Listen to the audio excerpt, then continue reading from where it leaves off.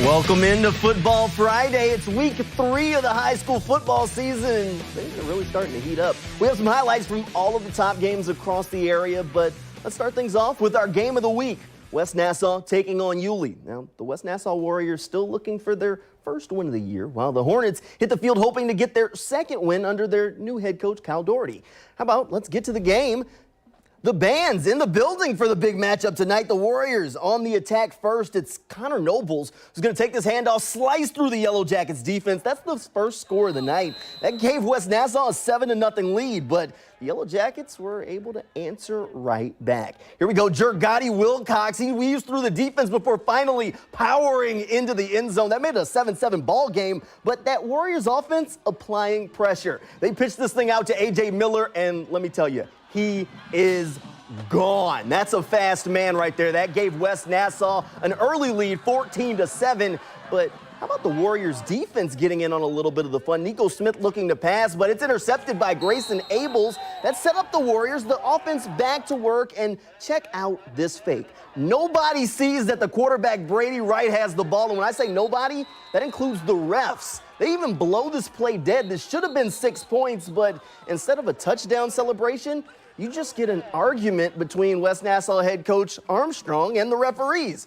But Yellow Jackets back on the attack. And how about this? Smith bouncing back from that early interception with an absolute beauty of a pass to Cameron Jacobs. That should knot the game up at 14. Jumping to the second half we go. The opening kickoff, and West Nassau is going to receive it. They're feeling pretty good right now. A.J. Miller not going to be able to field this thing, but he picks it up and he's going to try and return it. Maybe not the best idea, because then he puts the ball on the ground again. But that's good news for the Yellow Jackets, because they're able to jump on it right here, and they're back in business. The Hornets. L.J. Jacobs is going to get this handoff right here, and he will take it into the end zone. That gives the Hornets a 21-14 lead. They hold on to win this one 24-20. Tough physical team, and these boys showed up for the battle. It's the best feeling in the world to know that the kids that I love so much and work so hard, they get rewarded on a Friday night. They deserve this. We were able to run the ball. Jergotti Wilcox, the O-line, was able to fit everything up. I mean, he sprung everything loose. He gave us every opportunity we could ask for. I think we just learned to keep fighting and keep overcoming adversity. But we do that every week. We overcome adversity every week. And these boys come and fight and work hard every day. There's nothing more I could ask for. I love this group. You gotta love that energy from a coach, right? All right, on to our next game. This one has been one-sided for a long time. St. Augustine taking on Bolles. You have to go all the way back to the 1970s for the last time the Yellow Jackets were able to top the Bolles in a head-to-head matchup. Both teams came into tonight undefeated. And if you didn't spend any time in the Yellow Jackets defensive meeting, you still knew that if they wanted to get that win, they had to find a way to slow down the Bulldog star running back Cade Frew.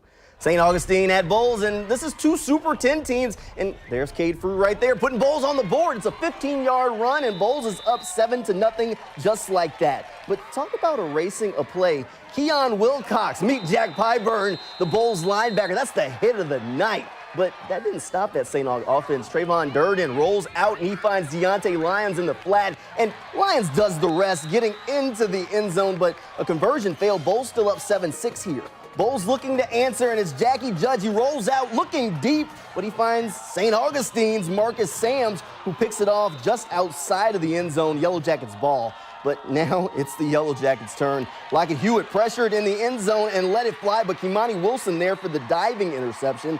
That sets up another short drive for the Bulldogs, and Frew able to punch this one in from the 2. Bolles back in front 13-6. Not long before the half, and St. Aug gets things done. Great drive. Lions again. This is an 8-yard touchdown run. Tied it up at the break. This one went down to the final seconds, and Bolles wins 32-27 to stay undefeated. And moving on, we've got Wolfson and Parker. First offensive play of the game, and it's Parker's Roman Doles. Fakes the handoff, rolls left, lets it fly. Tyreek Hill, that's a 48-yard play to start the game off, down to the Wolfson 12. Very next play, Justin Drayden takes the handoff up the middle over a tackler and over the goal line. That made it 7-0 Braves. Wilson answers, facing 4th and 22 on the Parker 38. Aiden Nichols finds Nicholas John Demian on the 3rd down in the seam tight end, gets 23 yards for the 1st down. Later on the drive, Nicholas in for the touchdown. Wilson takes an 8-7 lead. The Wilson crowd pretty excited about that, but it's all Parker after that. Next drive, Bolles goes deep, and it's Thomas Smith who gets behind everyone and walks in for a 60-yard touchdown. That made it 50-8 Parker.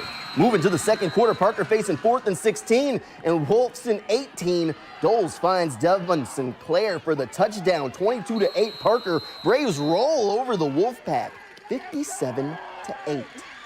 Now to University Christian. They returned home tonight after 2 road victories in a row to open the season, and they've been clicking. Tonight, a chance to move to that perfect 3-0, and a chance for the Fighting Christians to actually make a statement. Their opponent tonight, Madison County, and they may not have won a game yet this season, but they are ranked #1 in Class 1A. To the game we go.